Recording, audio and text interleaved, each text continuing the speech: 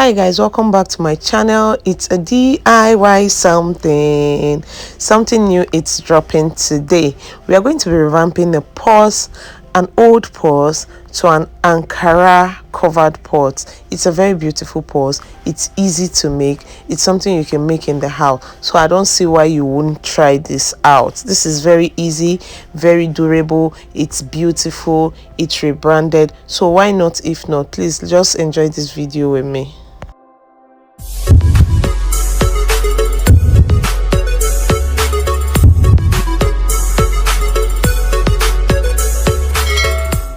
So guys, this is actually going to be a fun video. We are going to be gisting and working. I want to share with you guys how I started the whole craft thing, the shoe, the bag and the accessories making, how everything came into light while we work. So enjoy this video with me. Everything started in 2013.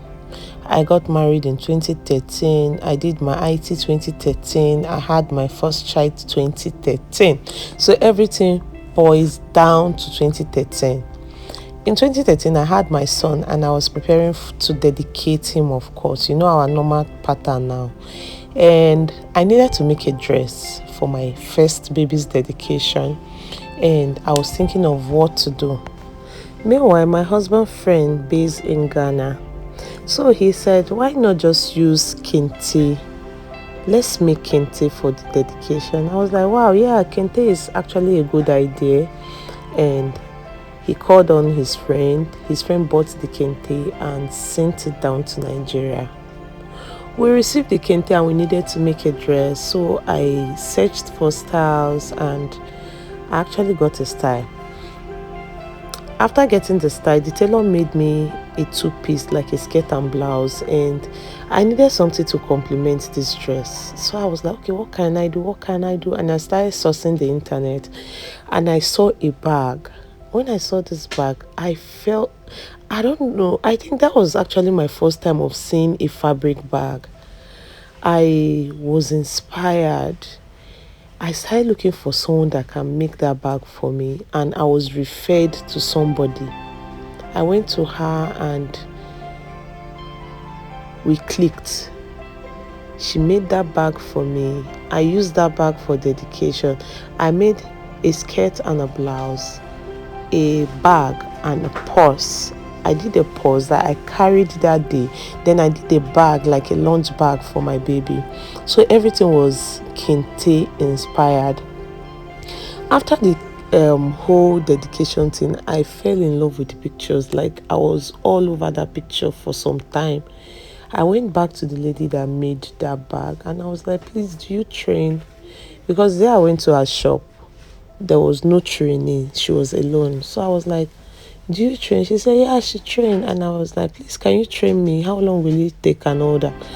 And she said it was going to take me maybe between 3 to 6 months. It depends on how fast I can learn. I said, okay. And at that particular time, I was on my IT. I just started my IT like 2 weeks before that day. I told her, okay, I'm actually on my IT for 6 months. So I have 6 months to spare. Is it okay? She said yes. And that was how I started my craft. I learned crafting for 6 months. Before 6 months, I was really good because I put in my all. I was interested. I had a flair for it. So that's actually what brings you to crafting. They have to be an interest. They have to be a love, a passion that pushes you. That is the only way that it will be easy for you. That was how my journey started though. In 100 level, I learned how to bake cake. And I learned how to fix nails and lashes as well. So I bake cake during graduation and I fix nails and lashes on a daily basis whenever I'm off lecture class. I was surviving on that for a while before this whole Ankara stuff came during my IT. When I resumed my 400 level, I started using most of the bags I made. Then I did more of purses because you know school now, girlish life, you do more of purses than bags. I was carrying purses to school. I had this big 8-in-1 book, that thick cover 8-in-1 book that we just hold on our hands while we just hang our purse with our pen and our transport fare with our phone inside. So I did a lot of purses with different Ankara fabrics, and then I didn't have an eye for fabric. I was using any fabric I see, both cheap, wash, anyone I see, I just use like that. It's a very funny story. My story, when I think of it, I'm actually narrating my story and laughing. This is hilarious. So I started carrying my bags to lecture hall, and my classmates now, your bag is fine, where did you get it? I will say, I make it. Hey, can you make for me? I say, yes, I can make, because I bought some materials back to school. I even had to locate a place where they sell stuffs like that, because the materials you use for bag making is close to the material. They are very familiar with the materials you use for shoe making. So we had a lot of shoemakers in school, so I was able to access practically all the materials in school. So it was very easy for me. I started making free bags, so because me, I had passion in what I was doing. I was just doing it without thinking twice, and then materials were very cheap. Currently, top bond is sold here in Warri for 8,000 naira. As at 2013, when I started bag making, I was buying top bond for 1,200 naira, and then the can was full. Now the can is just above half a bit. Then that can was very full, and it was 1,200 naira for that full can, which is the 3 kg. But now 3 kg is 8,000. You can see the price difference.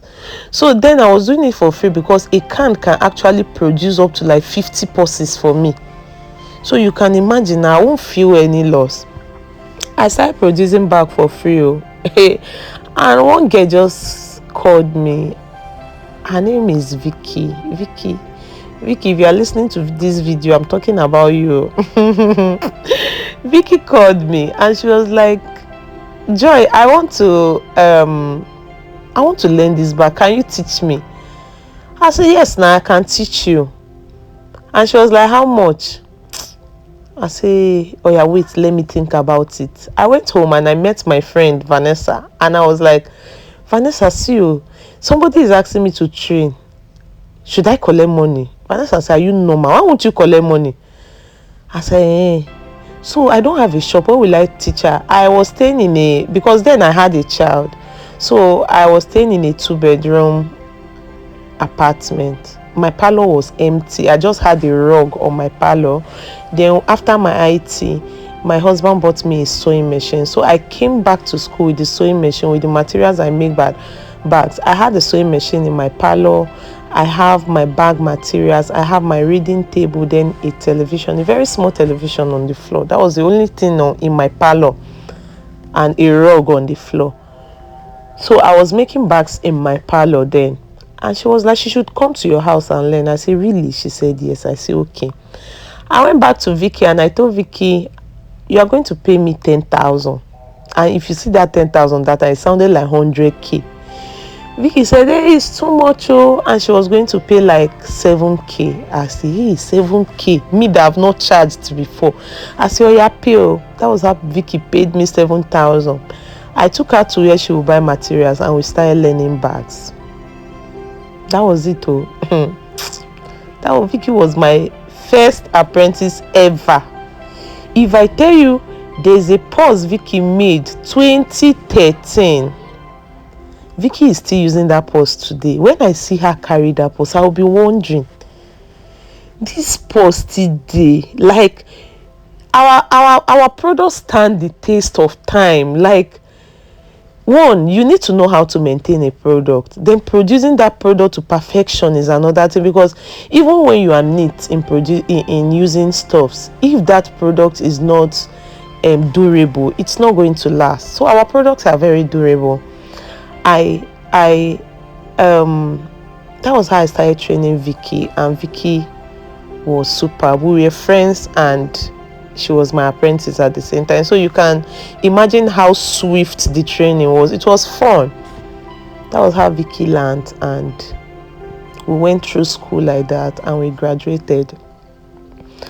After graduation, while in school, while I was training Vicky, My elder sister, then was staying in Port Harcourt. She graduated and she studied educational management, and of course she became a teacher in Port Harcourt. She was staying in Port Harcourt, and all through this journey she was aware. While I was training Vicky, she was seeing my post then on BlackBerry. Then we had BlackBerry. She was seeing my pictures and she was like, this your stuff is going to sell in Port Harcourt. Port Harcourt was like UK for me then. When I hear Port Harcourt, if you stay in Port Harcourt, then you are like someone that stays in the UK, because life in Port Harcourt was high. The life there was high class life, if you understand what I mean. And she was like, you're going to sell in Port Harcourt. I was like, really?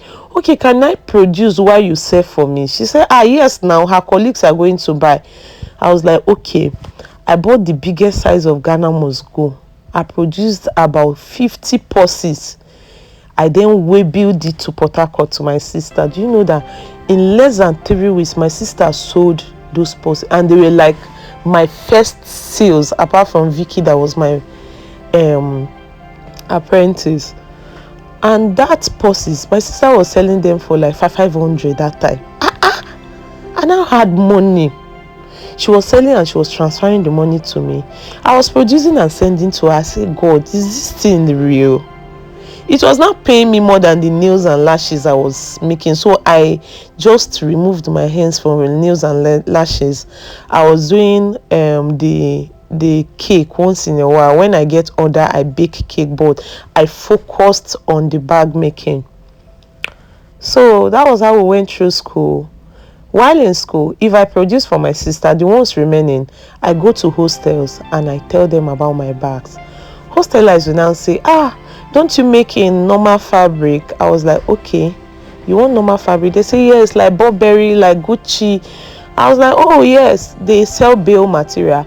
I went to the market, I started buying bail material, but then I was doing strictly designers bail material. I go for Burberry, for Gucci, for Dior, and I'll make purses with them. I go to hostels and I was selling. When I mean I was selling, I'm not talking about now that money is hard.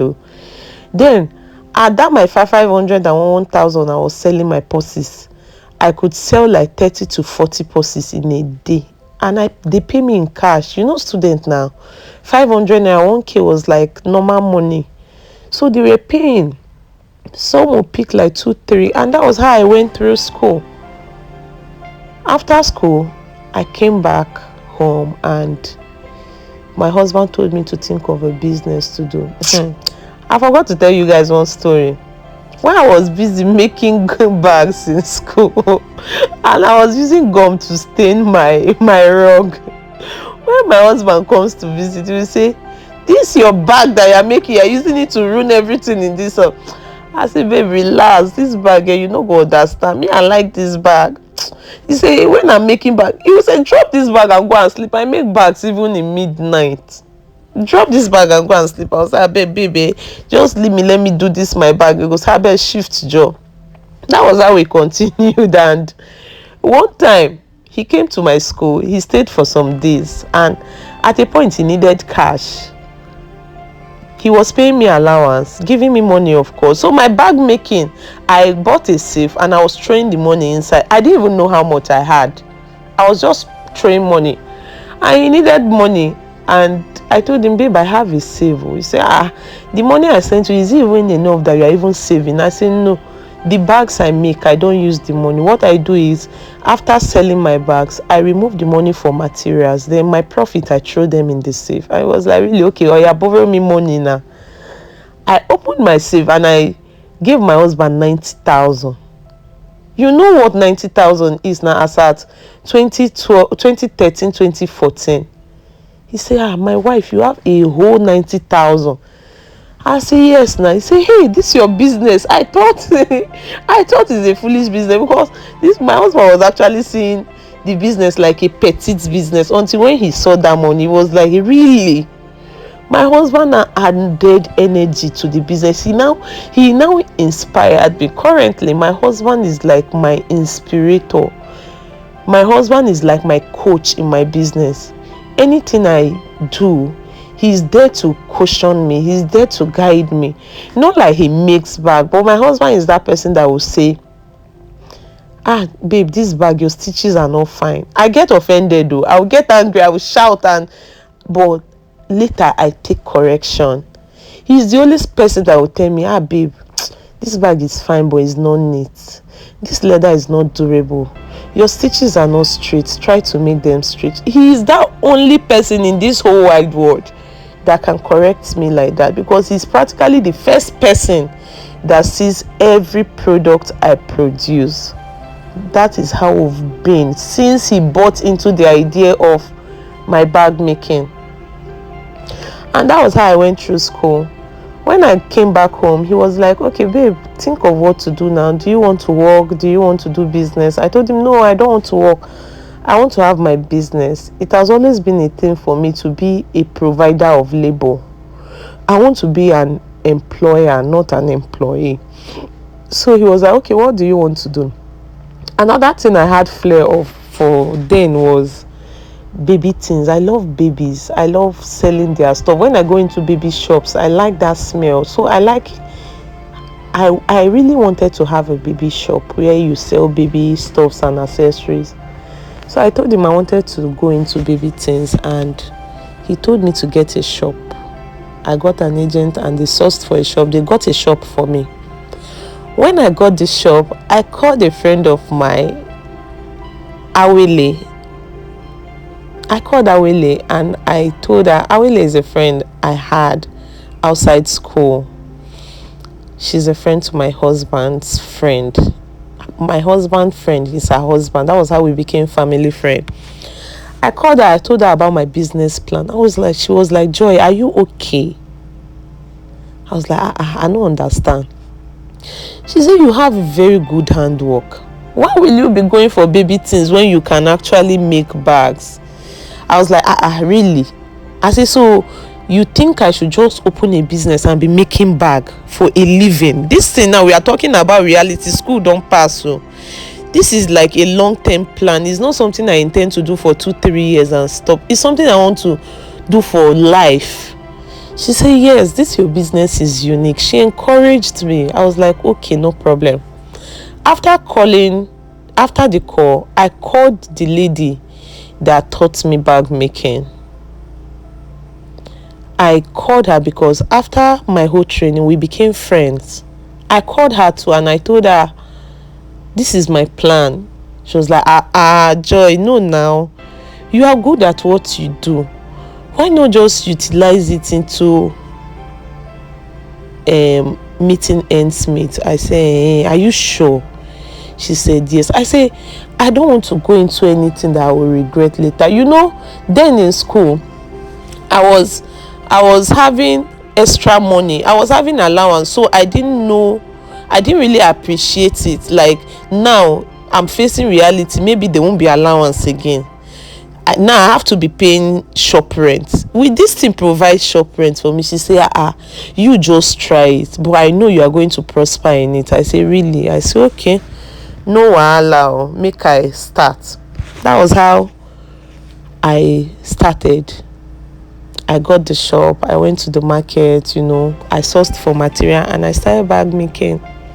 Now I needed a brand name, like a name. I started thinking, hey God, which name will I use? Joy. Everything that was coming was joy. I say, which kind of name will start with joy? I wasn't too creative then. I called Awele again. I said, Awele, I don't know the name to use for my brand. I don't want a brand that in 5 years I will be thinking of changing the name. I don't want it. I want something that will stand the test of time. She was like, meanwhile, my husband's nickname is Zamora. She was like, and then everybody referred to me as Mrs. Zamzam, except for those that know me. They know my name. They call me Joy. And she was like, your husband is Zamora. Everybody call you Mrs. Zamzam. Have you ever thought of just adding something to Zamzam? I said, well, my head is blank. I don't even know. Zamzams. I now did Zamzam creation. I said, I beg. Zamzam creativity. I beg. Everything was not clicking. And Awele just said, Zamzam affairs. I was like, yeah. affairs, like affairs can actually do a lot of things. Affairs carries like everything. Anything you do is an affair. Affair is like a general term. She said yes, and Zamzam affairs just came into the picture. Zamzam was like a dream come true. And that was how the name, the brand Zamzam Affairs started. That was how Zamzam's affair came into reality. Oh, life no easy, oh. Life no easy at all. See me now, I'm actually narrating my story like how I started, and I'm enjoying it because it's making me think back, and I'm like appreciating the grace of God in my life. I'm actually not where I'm supposed to be, because my dreams are too big. My dreams are huge, but I know I'm going to get there, because this whole thing started with like me taking a step, just a step. I had dreams. I now had dreams. I had plans, and I had someone that was able to make it possible. That was how this whole dream came to reality, and that is the Zamzam's affair that is existing now. The same Zamzam's affair that is now doing tutorials on YouTube, doing DIYs on YouTube. Is God not wonderful? God is wonderful, my brother. God is indeed wonderful. Don't forget to click on your subscription button if you are not subscribed to this channel. Put on your notification bell and drop your comment. I'm here. I'm available to reply you. And if you are a returning subscriber, Habana, you know the way we do it. I love you guys. Thank you for always coming back to my channel. It's not easy. Thank you for keeping me online. I really appreciate you.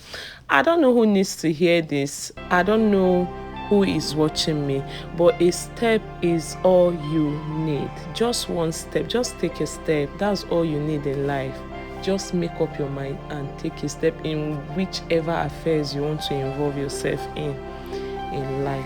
Just take a step. A step is all you need, guys. Just take a step. I have plenty gist for you. Just await our next DIY video. We are going to continue our gist where we stop. It is going to be gist back to back from now henceforth. Enjoy this video, guys. I love you. Bye bye for now.